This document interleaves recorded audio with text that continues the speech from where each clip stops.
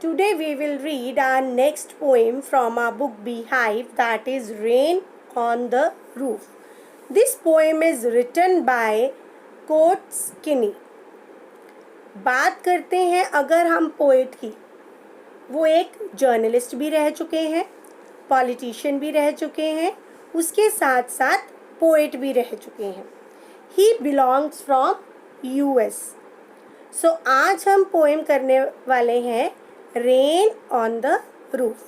ये उन्होंने तब इंस्पायर होकर के लिखी थी जब वो अपने हॉस्टल के रूम में आराम से बैठे हुए थे and it started raining outside.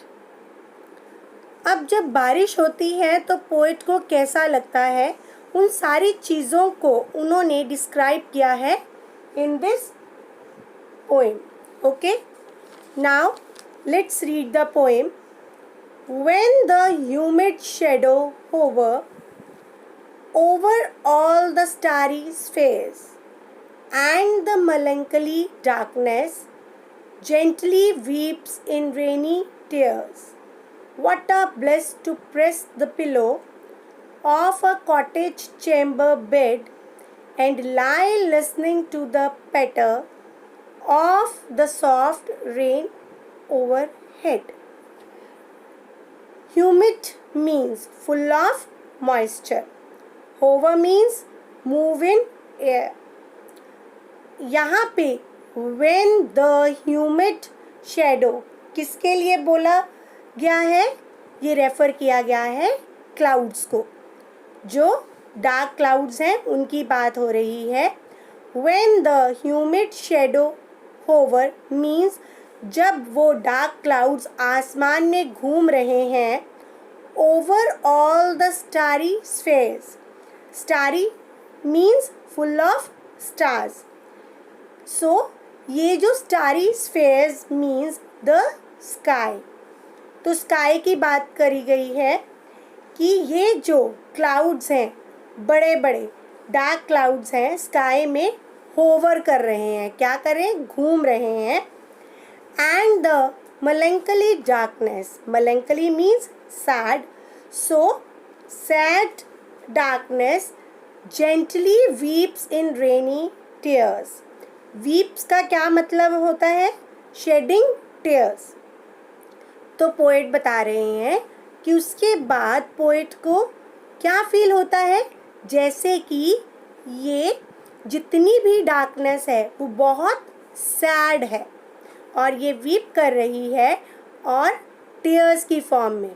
Weep कैसे कर रही है? ये टीयर्स की फॉर्म में वीप कर रही है. और क्या लगता है पोएट को? लगता है जैसे ये रेन आ रही है, मतलब जो रेन है उसे किससे कंपेयर कर रहे हैं पोएट? उसको टीयर्स से कंपेयर कर रहे हैं. What a bliss to press the pillow. Bliss means happy. यहाँ पे पोएट हैप्पी फीलिंग की बात कर रहे हैं. What a bliss to press the pillow. इसका मतलब है कि अपने बेड पे आराम से कंफर्टेबल होके लेटना. Of a cottage chamber bed. Cottage chamber bed here refers to the bedroom. So कितनी हैप्पी मोमेंट है, कितना अच्छा लगता है पोएट को, कितनी खुशी मिलती है ये करते हुए कि आराम से अपने कॉटेज के बेड के पिलो पे आराम से लेटे हुए हैं. And lie listening to the patter. Patter means sound of rain. Okay, rain की जो साउंड आ रही है उसकी बात हो रही है यहाँ पे. Of the soft rain over head. यानी पोएट कह रहे हैं हमारे ऊपर बारिश की बूंदें आ रही हैं. वो साउंड प्रोड्यूस कैसे हो रही है?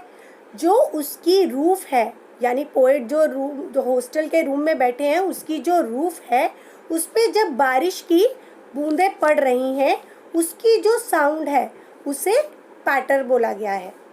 तो पोएट बोल रहे हैं कि कितना अच्छा लग रहा है आराम से अपने बेड पर उस लेटकर उस साउंड को सुनना.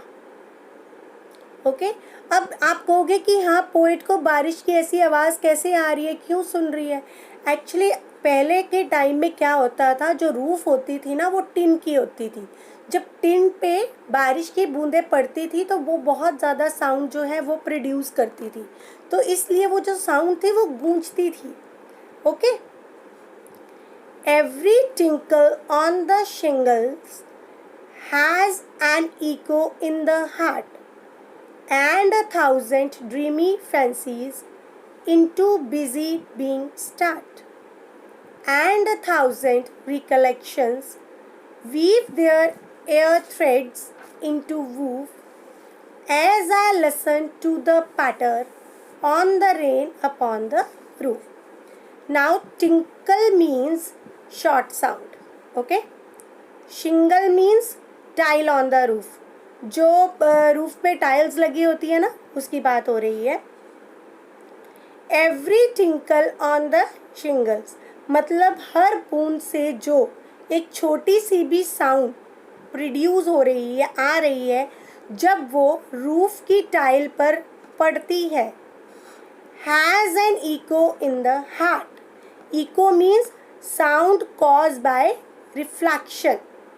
सिंपल वर्ड्स में बोल सकते हैं हम, जब आवाज़ गूंजती है। ओके, तो पोएट बोल रहे हैं वो हर शॉर्ट साउंड, ठीक है, जो कि रूफ की टाइल पर जब एक बूंद गिरती है उसकी जो साउंड है वो पोएट के हार्ट में इको करती है, मतलब पोएट के हार्ट में वो आवाज़ जो है वो गूंजती है।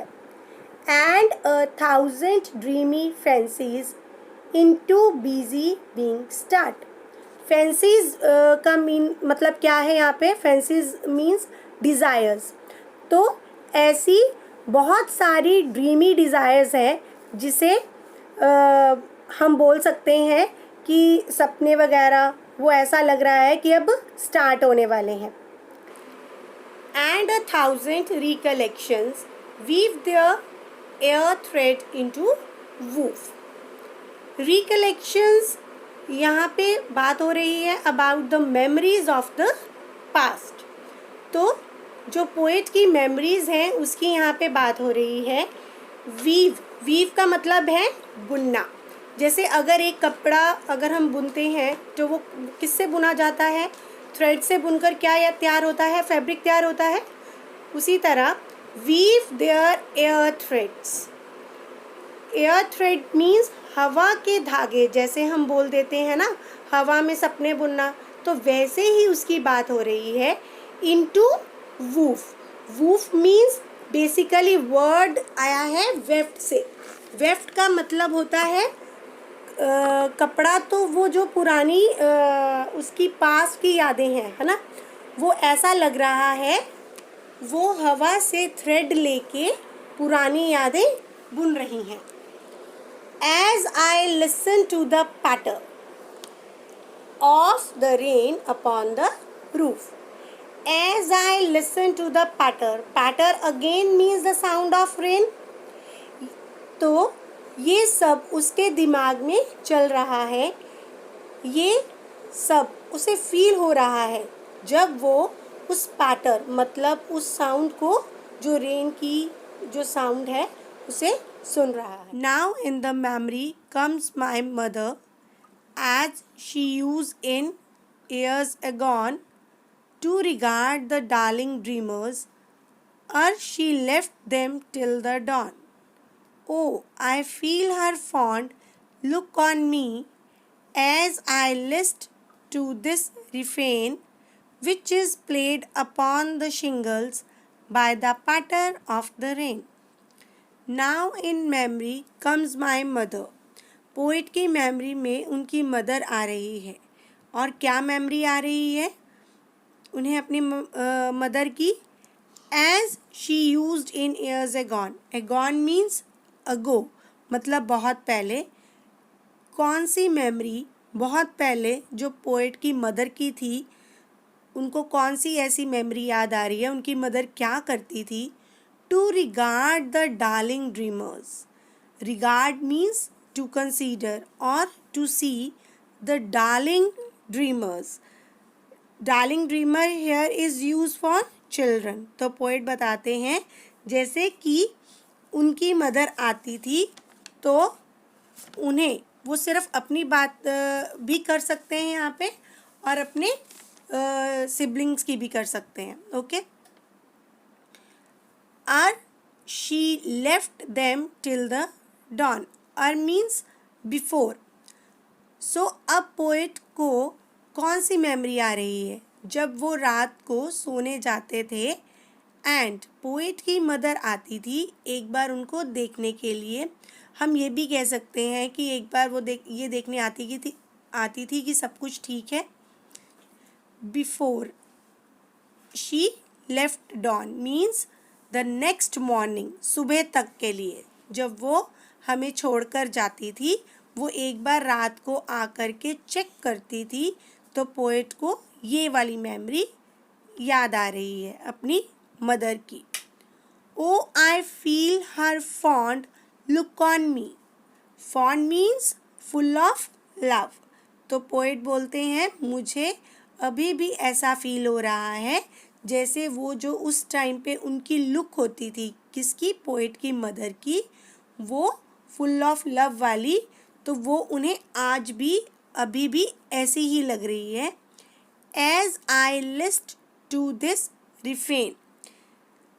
List here is use for lesson.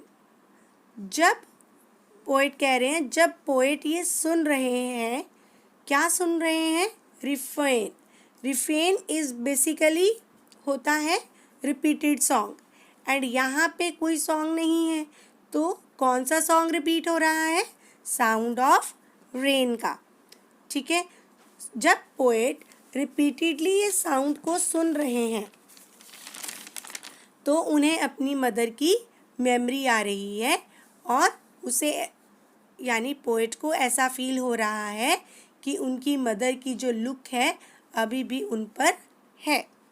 Which is played upon the shingles by the patter of the rain.